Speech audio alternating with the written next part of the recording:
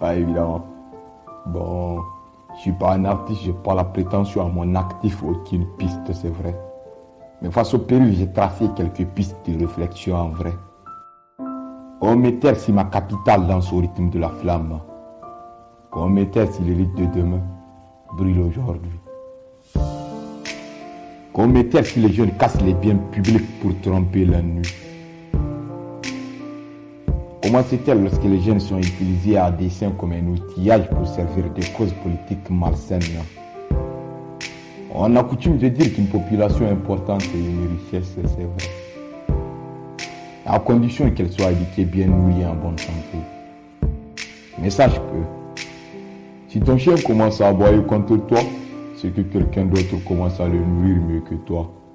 Nous sommes toi et moi responsables de nos vies, de nos toits et de nos voix.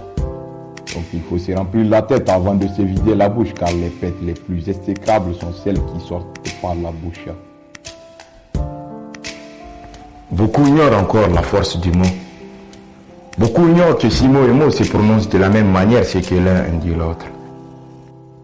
Beaucoup ignorent que les grands mots ont presque toujours commencé avec des mots. Des propos incendiaires tenus par des hommes politiques, par exemple. Ma chérie n'avait pas tort d'écrire. J'ai des mots de ventre. Ça m'arrive aussi d'entendre des mots dans le ventre quand je suis constipé.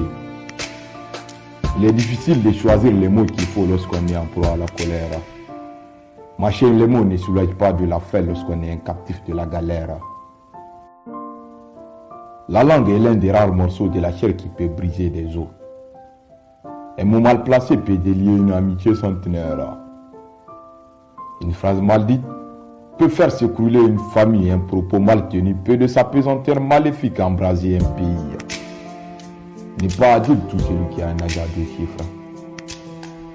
Les vieux d'un homme ne sont une garantie de bon sens non plus. Les cons aussi prennent de l'âge, ils vieillissent. On lève la voix pour se faire entendre de loin, c'est vrai. Des fois, on lève la voix pour se faire entendre à défaut d'être écouté. Si le tonnerre grogne, c'est pour donner de la voix à la pluie. Si l'éclair frappe, déchire les ténèbres, c'est pour mettre la lumière sur nos pas. On ne brûle pas son toit pour se réchauffer du froid torride d'une seule nuit. Car un chat qui est sage et qui pense à demain ne mange pas une souris enceinte.